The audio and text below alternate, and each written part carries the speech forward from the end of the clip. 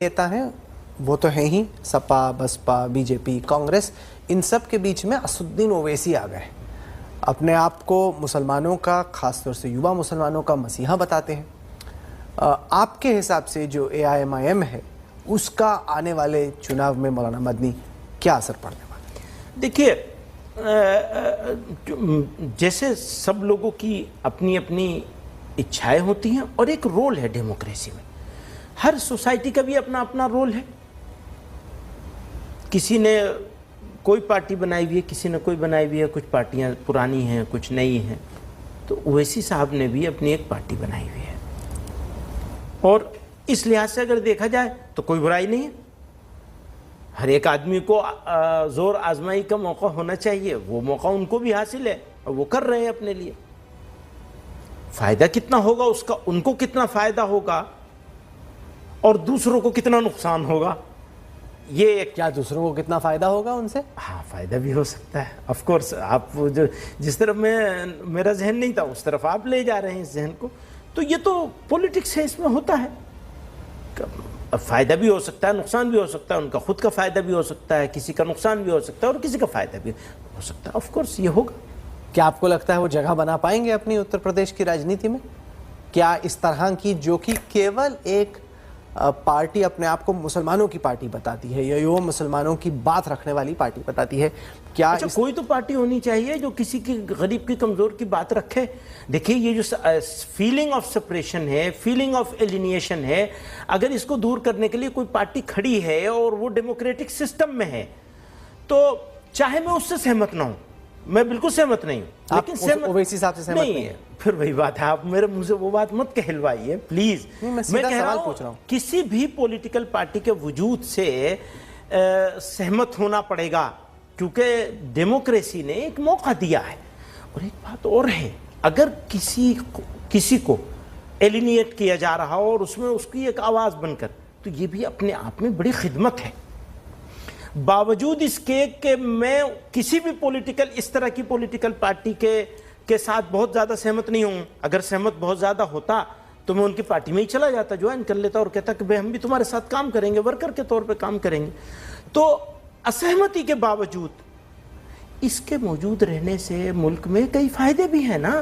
تو لوگوں کو کوئی تو آواز مل رہی ہے، آپ اس کو آواز کو مت دبائیے، چلنے دیجئے جو چل رہا ہے. اس سے فائدہ بھی ہے، بہت سارے نقصان ہو رہے ہیں. جیسے میری اپنی خود کی فیلنگ ہے، میں نے بھی آپ کو کئی واقعے میں سنائی ہے. میں نے اپنی فیلنگ اور اپنے احساسات کہ کس طرح لوگوں کو سڑک پہ وہ ہو رہا ہے، سب بار بار کہنے کی ضرورت نہیں ہے اس کو آپ کے سامنے. آپ تو سمجھدار آدمی ہیں.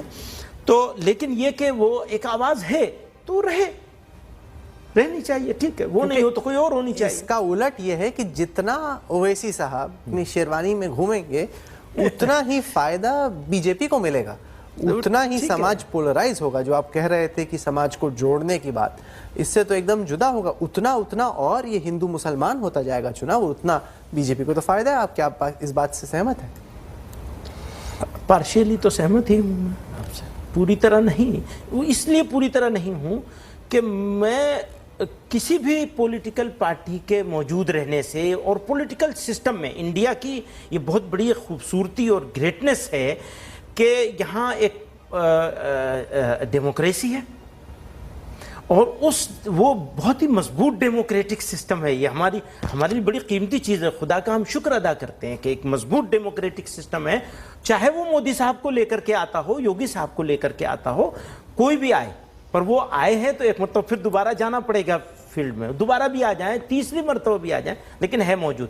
تو اس کی موجودگی میں اگر اویسی صاحب کچھ ایک کوشش کر رہے ہیں تو اس کوشش کو اوورآل ان جنرل موٹے طور پر ایک دم اپوز کرنے کے لیے اپوز نہیں کیا جا سکتا. اس سے سہمت ہو سکتی، اس سے سہمتی ضرور ہو سکتی ہے کہ ہاں فائدہ ہونے کے چانسز ہیں بی جے پی کو. اچھا، بی جے پی کو اگر یعنی مجھے بی جے پی کے فائدے سے بھی پرابلم نہیں ہے، مجھے پرابلم وہ اس بات سے ہے جو آپ کہہ رہے ہیں کہ پولرائزیشن ہو رہا ہے. تو پولرائزیشن نہیں ہونا چاہیے، اس کی احتیاط کی جانی چاہیے. اس حساب کو بھی اس کی احتیاط کرنی چاہیے. پچھلے 4.5 سال میں اتر پردیش میں جو کام ہوا ہے یوگی آدتیہ ناتھ کی سرکار دوارا، اس کو آپ کیسے دیکھتے ہیں؟ کیونکہ آپ تو دیوبند سے آتے ہیں، دیوبند اتر پردیش میں ہی بیسڈ ہے. میں یوگی صاحب کے طریقے سے بالکل سہمت نہیں ہوں. योगी साहब ने भी बांटने का काम किया है। अगर ओवैसी साहब के ऊपर ऑब्जेक्शन है, एतराज़ है, हम लोगों को दोनों एक उस पर हैं, तो मुझे योगी साहब के ऊपर उससे भी ज़्यादा है।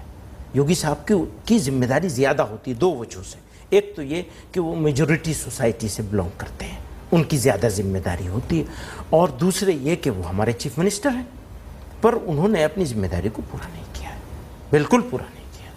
किस तरीके से? मुल्क बनाए जाने के लिए जो जिम्मेदारी है, मुल्क में सबको लेकर के चलने की जो जिम्मेदारी है, सबके एहसास को इंग्लिश में क्या कहेंगे, सबकी सेंसिटिविटीज़ को, सबको जोड़ने की एक कोशिश को, सबको जोड़ के साथ लेके चलने की एक कोशिश को जिस तरह एड्रेस किया जाना चाहिए था। पर ये तो आप मानेंगे कि जो सोशल वेलफेयर स्कीम्स हैं इस वक्त, चाहे वो केंद्र सरकार की हो, राज्य सरकार की हो, वो हर शख्स को बगैर ये देखे कि वो किस धर्म से या किस जात से आता है अब दी जाती हैं। घर हो, बिजली हो, गैस का सिलेंडर हो। पहले जो पार्शियलिटी थी कि अगर आप वीवीआईपी इलाके से आते